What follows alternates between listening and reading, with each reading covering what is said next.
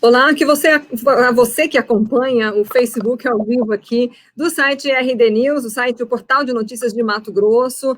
Hoje nós vamos falar sobre o Ministério Público do Estado, que está em processo de eleição. O procurador de Justiça, Mauro Delfino César, ele foi escolhido ontem por unanimidade pelo Conselho Superior do Ministério Público para assumir o cargo de Procurador-Geral de Justiça nesses 30 dias que antecedem a eleição para a formação da lista tríplice para o biênio 2021-2023. Essa solenidade vai ser agora, nesta sexta-feira, dia 13, e concorrem ao cargo o Procurador-Geral de Justiça, José Antônio Borges, o atual Procurador-Geral, que busca a reeleição, e o Procurador de Justiça, Flávio César Fachoni.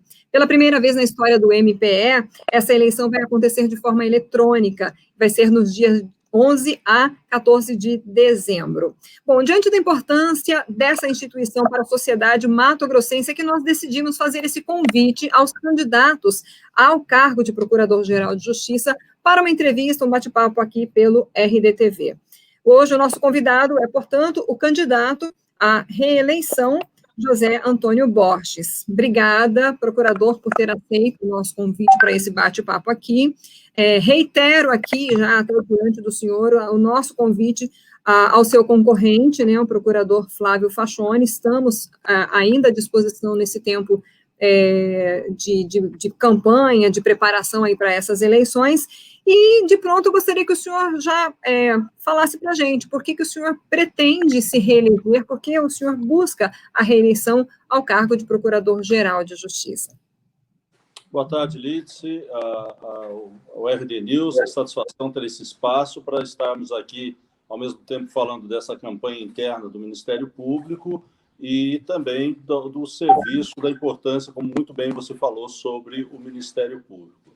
Bem, a nossa regra eleitoral pela Constituição Federal, onde o Procurador-Geral ele compõe-se de uma lista que pode ser tríplice, 3 nomes, onde o governador, que tem a legitimidade do voto popular, vai escolher, então, um dos membros do Ministério Público para ser o chefe institucional do Ministério Público por um biênio. E, na própria lei, há a possibilidade da reeleição. Então, eu estou encerrando, em março do ano que vem, o meu primeiro biênio, e com a possibilidade de reeleição. E, nesse sentido, coloquei novamente meu nome à disposição da classe para continuarmos fazendo o trabalho que nós fizemos nesses 2 anos e que entendemos que cumprimos aí 80% daquilo que foi proposto, e, nesse sentido, estamos novamente aí na democracia interna, mas com repercussão para toda a sociedade mato-grossense e com a escolha do governador, podemos continuar fazendo esse trabalho. Qual é a estrutura hoje do Ministério Público de Mato Grosso, procurador? Como é que está em relação ao número de procuradores, de promotores de justiça, e qual é hoje o orçamento previsto para a instituição? Nosso orçamento é em torno de 500 milhões para o próximo ano. Então, é um orçamento grande, mas se você pensar que nós estamos capilarizados em todas as comarcas do Estado, que são mais de 70, então é um valor que acaba, isso quer dizer, para custeio, para investimentos. Nós temos promotorias em quase todas essas sedes, onde a população é atendida. Isso significa prédios, manutenção, ar-condicionado, mais os funcionários. Hoje, o Ministério Público, entre os promotores de justiça e procuradores, que chegam a 255, nós estamos numa fase de concurso, onde vão tomar posse mais 12, houve aposentadorias, infelizmente também falecimentos, para repor esse quadro. Então, o Ministério tem toda essa estrutura e a necessidade, então, para se capilarizar em todo o Estado e fazer a defesa da sociedade, que é a função do Ministério Público. Há alguma região ainda que precisa de investimento, de estrutura do MP aqui no Estado? Praticamente, são pequenas comarcas que nós não temos nossas sedes próprias, mas nós temos ali prédios alugados, onde serve muito bem o atendimento da população. Quanto à estrutura, o Ministério Público, há mais de 10 anos, se estruturou. Antes, nós saímos de dentro dos fóruns, onde nós tínhamos uma pequena sala, onde atendíamos ali a população e os advogados, e fizemos nossas sedes. Então, esse foi já um marco diferencial até porque o Judiciário tem sua estrutura e que lhe compete, e o Ministério Público deve ter sua estrutura. Então, nesse aspecto, a gente já superou esse fato há mais de uma década. Nós estamos numa outra fase hoje, que eu diria, do Ministério Público, que é exatamente que todos estão. Nós estamos aí na quarta revolução, que é a revolução digital, e hoje os nossos maiores investimentos são exatamente na área digital. A pandemia já mostrou isso, nós estávamos preparados para isso, mas tivemos que adiantar algumas coisas, que é o trabalho hoje remoto, como nós estamos aqui hoje fazendo essa entrevista aí com a RD News. Então, essa veio para ficar, da digitalização. O Judiciário também está digitalizando todos os seus processos. Os nossos processos administrativos, nós temos os inquéritos civis, nós temos as audiências públicas, já estamos usando da ferramenta que é exatamente virtual. Esse concurso, né, o senhor citou que ele está em andamento, em fase de finalização, ele vai suprir as necessidades de promotores de justiça que Mato Grosso precisa? Bem, primeiro, o concurso está indo muito bem. Para você ter uma ideia, nós tivemos aqui 3.200 candidatos que vieram do Brasil inteiro. Depois disso, na prova objetiva. Depois baixou esse número para a prova escrita. Dessa prova escrita foram para a oral 115 candidatos. Desses 115 candidatos, poucos faltaram e houve em torno de, terminamos a semana passada, apenas 8 foram reprovados. Então, nós vamos ficar aí com um banco de reserva de aprovados, agora está na fase de títulos, de mais de 100 promotores. Isso vai dar a possibilidade, conforme for vindo as aposentadorias, nós podermos suprindo esse número. Claro que isso depende também da receita do Estado. Infelizmente, o governo, a gente tem que registrar, houve uma reforma tributária que logo no início do governo Mauro Mendes, isso fez que nós saíssemos dos 2% de 1,90 para passar para 1,47. Isso também foi baixado para 1,47, naturalmente, porque nós fizemos alguns ajustes internos, economias aqui, para que pudéssemos ter mais promotores de justiça, como vamos fazer. A previsão era dar posse só para 6, nós vamos dar posse para 12, mas o ideal seria que nós dessemos posse hoje para 16. Mas já vai diminuir aí a demanda e praticamente 98% das comarcas terão um promotor ali nessas sedes. E há necessidade de servidores? Caso reeleito, o senhor pretende abrir também concurso para servidores? Essa é outra demanda também que nós temos a Lei Mansueto hoje, que também acaba trazendo alguma limitação nesse sentido, mas nós, reeleitos, nós já temos até um compromisso, isso com o sindicato dos nossos servidores, que nós temos hoje 2.000 vidas no Ministério Público, entre servidores e também terceirizados. Hoje é uma máquina que move 2.000 pessoas trabalhando dentro do Ministério Público.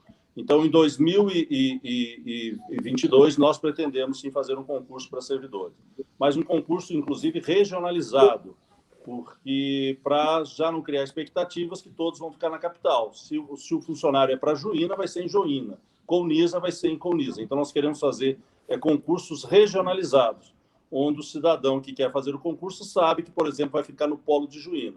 Então, ali, Juína tem umas 6 cidades por ali, entre elas Colniza. O máximo que pode ser numa remoção, com critérios objetivos, ele ir para Juína. Isso evita problemas também gerenciais dentro da estrutura do Ministério Público. Caso reeleito, qual seria o primeiro ato do senhor em seu segundo mandato como Procurador-Geral de Justiça? Bem, nós temos algumas ampliações que nós desejamos fazer. O GAECO no interior, que era um sonho e que muita gente duvidava, ele hoje já é uma realidade aí em Rondonópolis, Cáceres, Sorriso, Barra do Garças, e foi o primeiro ano de estrutura, a pandemia atrapalhou, mas já houve operações no interior, onde o GAECO aqui central de Cuiabá, infelizmente, não tinha como atender. Então, nossa ideia é expandir o GAECO para mais 2 regiões, seria Itagará da Serra e Sinop. Essa é uma das medidas que a gente pretende, já no segundo mandato, implementar imediatamente, como a gente fez na primeira, quando tomamos posse há 2 anos atrás. Esse é um dos pontos que temos como muito importantes para a atuação do Ministério Público.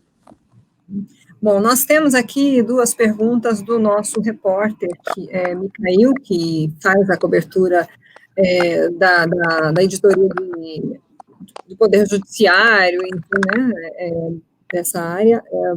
Vou passar aqui para o senhor também interagir e responder. O Ministério Público do Estado deve fazer também processo de escolha para as vagas do 5º Constitucional, uma entre as 9 de novos desembargadores que estão autorizadas pela PEC aprovada pela Assembleia. Neste momento, o MPE passa por eleição, o TJ passa por uma disputa sobre a possibilidade de reeleição que foi parar no CNJ e suspendeu a eleição por lá. O senhor acredita que essas situações contaminam o processo de escolha dos novos desembargadores, procurador? Olha, a questão do Tribunal de Justiça, isso está afeto ao Tribunal de Justiça, que nós temos o maior respeito e a cordialidade do poder junto com o Ministério Público. Mas isso é uma questão interna do Poder Judiciário, onde se buscou ali, pelo trabalho tão bem feito do desembargador Carlos Alberto, a reeleição. Infelizmente, parece que houve uma resistência de alguns desembargadores e isso está no Conselho Nacional de Justiça para decidir, porque seria, na verdade, um pioneirismo aqui do Mato Grosso poder ter a reeleição. Um regime democrático, pessoalmente falando, a reeleição sempre é uma forma de colocar à prova aquilo que foi feito numa administração. Eu acho que é saudável, mas aí é uma questão interna do judiciário que a gente prefere esperar e ver qual vai ser a decisão. Mas a democracia e a reeleição é um processo natural. Uhum. Mas já há um movimento no Ministério Público do Estado para se indicar aí os nomes que seriam os candidatos ao 5º? Não, fala-se, nós temos aqui colegas que desejam, talvez, da vida pública, saírem do Ministério Público pelo 5º Constitucional, que é uma previsão se chama de oxigenação do Judiciário, que a OAB tem vagas, né, que é o 5º, exatamente, uma parte, né, e o Ministério Público. Fala-se de alguns nomes, mas a gente concretamente só pode apresentar essa lista sextupla para o Judiciário. Os desembargadores tirarão lá 3 nomes e volta para o governador escolher um dos nomes quando essa lista vir. Mas, nesse momento, parece que o foco do Judiciário, corretamente, é primeiro saber se vai ter reeleição ou não. Então, até o momento, não chegou essa lista para o Ministério Público poder fazer a sua eleição direta também, onde todos os promotores vão tirar uma lista de procuradores, uma lista de 6, para ser submetido nesse processo de 3 etapas. Nós mandamos uma lista sextupla, o Judiciário tira 3 nomes, que é a lista tríplice, e vai para o governador escolher o nome. Hoje nós temos lá já representantes do Ministério Público, que é o doutor Marcos Machado, o doutor Guilmar Teodoro e o doutor Paulo Cunha. E teríamos mais um nome, caso venha esse nome esse ano ou no próximo. Isso a gente vê com naturalidade e nesse processo constitucional de previsão do 5º Constitucional. Mas não é a nossa prioridade. A nossa prioridade é interna, é institucional, e exatamente a nossa principal eleição, aliás, a nossa grande eleição do Ministério Público, é escolher o chefe administrativo, que é o Procurador-Geral de Justiça. Esse é o nosso foco e essa é a prioridade do Ministério Público como instituição e de todos os promotores. Com o devido respeito ao Poder Judiciário, a honra de ser um desembargador, quem deseja ir, mas internamente a nossa festa democrática é a escolha do Procurador-Geral de Justiça.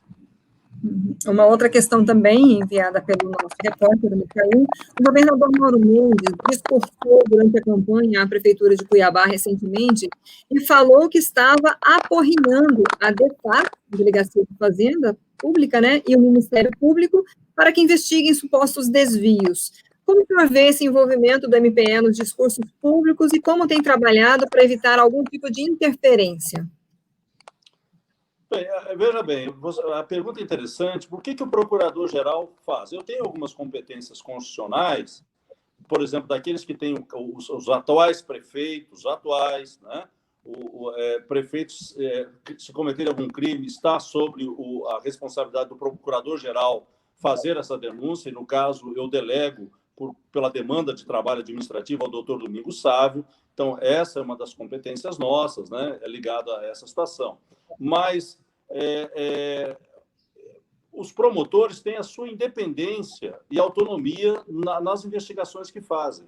Então, eu sou só o procurador-geral, o procurador-chefe administrativo. E claro que toda investigação, por exemplo, do próprio GAECO, eu não faço interferência nenhuma lá dentro. Então, ali há as investigações e elas têm que andar no seu passo e no momento certo e da colheita de provas. Então, dessa forma que a gente faz, com total independência dos promotores de justiça, porque isso é constitucional, e alguma crítica ou alguma cobrança, seja da população ou do próprio governador, a gente vê com naturalidade, mas não se sentimos atropelados, porque vai ser feito no momento certo e com as provas que são colhidas de qualquer caso que nós investigamos. Às vezes, algumas confusões, porque alguns casos de delações premiadas que tiveram no passado, como foi o caso do ex-governador Silval, ela estava primeiro no Supremo e depois ela veio para a Justiça Federal. E nós ficamos só com a questão residual, que foi da improbidade administrativa. Às vezes fazem essas confusões em relação a isso, que nós esclarecemos, mas é função nossa esclarecer e tomar as medidas quando é da nossa competência. Uhum. Em maio, procurador, o senhor editou o ato administrativo que instituía aí a ajuda de custo no período da pandemia, né, do Covid-19, para procuradores, promotores e servidores. Isso gerou uma repercussão muito grande, inclusive nacional, em sites de cobertura jurídica, nos jornais, e aí também, né, por parte do Conselho Nacional do Ministério Público, um pedido de instalação de procedimento de controle administrativo. Primeiro, como é que está essa questão? E, assim, esse tipo de essa repercussão o preocupou e ainda preocupa nesse tempo? Não nos preocupou. Claro que no momento de pandemia, de perspectivas de crise econômica que não ocorreu no nosso estado, isso pode ter chocado a população, como que eles vão ter auxílio-saúde, né? Nós teríamos auxílio-saúde porque tem uma lei desde 2011, então eu não inventei a roda. Faltou um procurador-geral de justiça ter a coragem de implantar o auxílio-saúde que nós já tínhamos em lei. E eu tive essa coragem, implantei, e claro que nós tínhamos a Lei Mansueto chegando e talvez depois isso trouxesse uma dificuldade legal de implantar. Então essa foi minha decisão política. Agora, o Ministério Público Mato Grossense não é o patinho feio nessa história. Por quê? Ou a gente faz uma reforma legislativa que é proibido ter esse auxílio-saúde. Vamos lá. O Supremo tem auxílio-saúde. Né? O Ministério Público Federal tem auxílio-saúde. O próprio Ministério da Saúde, se você passar num concurso lá, Lídice, está escrito lá, quando você recebe a cartilha como novo funcionário, que você também lá tem um regime corporativo de saúde. Como a Petrobras tem um dos melhores planos de saúde, que é uma SA, a Caixa Econômica tem, o Banco do Brasil tem também, é um dos incentivos, às vezes, para ser funcionário desses bancos públicos. Então, nós não somos o patinho feio nessa história. Tanto é que o Supremo, a ministra Rosa Weber, não deu liminar para caçar. A nossa liminar está no Conselho Nacional e eles vão ter que, com todo o devido respeito, dizer se todo mundo tem direito ou ninguém tem direito. Então, hoje, o Ministério Público do Estado de Mato Grosso é prejudicado, há um tratamento desigual por uma pressão social daquele momento. Dessa forma, esperamos receber isso, a não ser que haja uma reforma legislativa, que inclusive deputados federais não recebam, os senadores. Nós sabemos muito bem que tem, inclusive, um plano especial de saúde atendido nos melhores hospitais de São Paulo. No nosso caso, era uma ajuda de custo de R$500 para os funcionários e R$1.000 para os promotores de justiça. Eu mesmo pago R$3.000 de plano de saúde. Isso nem ia superar o que eu gasto. Agora, se temos o SUS, o Sistema Único de Saúde, todo servidor público deveria estar no Sistema Único de Saúde, então se mude uma legislação para todos. Mas eu volto a dizer, nós não estamos sendo pioneiros em nada daquilo que já existe. Mas para essa ajuda de custo, já tinha recurso, ou haveria recurso suficiente para suprir? Sim. Nós tínhamos um pedido da época da campanha nossa para procurador-geral e tínhamos um recurso separado, sim, sem dúvida. Era um recurso ínfimo perto dos nossos 500 milhões que a gente tem aí de orçamento. Nada assim, avassalador em termos de comprometer para os investimentos do Ministério Público para a máquina rodar. Se houver a liberação aí por parte, né, do Conselho Nacional, vocês receberão um retroativo nesse valor? Não dá para saber se nós vamos receber retroativo ou não, porque depende da decisão do Conselho Nacional, que pode dizer, olha, ninguém mais recebe, o Ministério Público Federal não recebe, o Ministério Público do Trabalho não recebe, o Ministério Público Militar não recebe, aí nós não recebemos. Ou eles vão dizer, não, recebe de tal forma, vai ser assim, aí nós vamos receber. Temos que esperar a decisão do Conselho Nacional. Uhum. Bom, a gente está chegando aí a 20 minutos de live, procurador. Gostaria que o senhor lembrasse quais são as condições, né, para essa eleição e o que o senhor diria aí para os membros do Ministério Público que irão votar, né, do porquê, então, votar em José Antônio Borges Pereira para a reeleição do Procurador-Geral do Estado de Justiça do Sul. Liz, o som saiu um pouco... Tá com algum ruído, né? Uhum, Exato. Se você puder... Eu vou repetir a pergunta. Na verdade, a gente está... Eu acho que pode estar tendo alguma interferência aqui. A gente está fazendo alguns testes e é possível que esteja com essa interferência. Mas, assim, o que o senhor diria aos seus colegas que votarão nas eleições aí do Ministério Público para votarem seu nome para a reeleição de procurador-geral? Entendi. Bem, a reeleição é uma prestação de contas e um crédito daquilo que efetivamente você cumpriu. Nesses 21 meses como procurador-geral, eu volto a dizer, da minha carta proposta, 80% eu cumpri, apesar da pandemia. Então, aquelas metas, interiorização do GAECO, os centros de apoio operacional, fazer um banco de peritos para a gente poder fazer as perícias, entre outras, movimentação na carreira, o concurso público para ter mais promotores, entre outras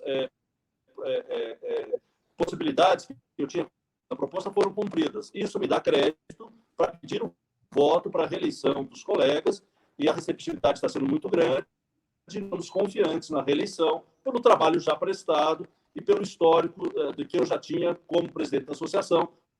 Mas, efetivamente, esses 21 meses, como eu atuei como procurador-geral, com muita coragem e efetividade naquilo que era necessário para o nosso Ministério Público continuar sendo respeitado pela sociedade, pujante, e o peso social e político que tem defensor da sociedade. Então, eu entendo humildemente que eu representei muito bem a instituição no cargo de chefe da instituição nesse período. Bom, então, lembrando que a eleição no Ministério Público será de 11 de dezembro a 14, né, às 14 horas, e vai ser de forma eletrônica, né, procurador? Pela primeira vez, vamos sair do papel, né? Acontecendo a eleição dos Estados Unidos, que ainda está no papel. É uma das coisas que, aliás, nossa administração avançou fazendo a nossa eleição digital. Ok, muito obrigada, então, novamente, por ter aceito o nosso convite para esse bate-papo. Essa entrevista, ela vai ser disponibilizada daqui a pouquinho no nosso canal do YouTube, no site também, RD News, dá para compartilhar. Repito o que eu falei no começo da entrevista, reitero o convite ao procurador de Justiça, Flávio César Pachoni, para estar conosco aqui também no bate-papo, que é, então, o candidato ao cargo de Procurador-Geral de Justiça do Ministério Público do Estado. Obrigada, procurador. Satisfação, Liz. Um grande abraço a toda a equipe da RD News. Até logo.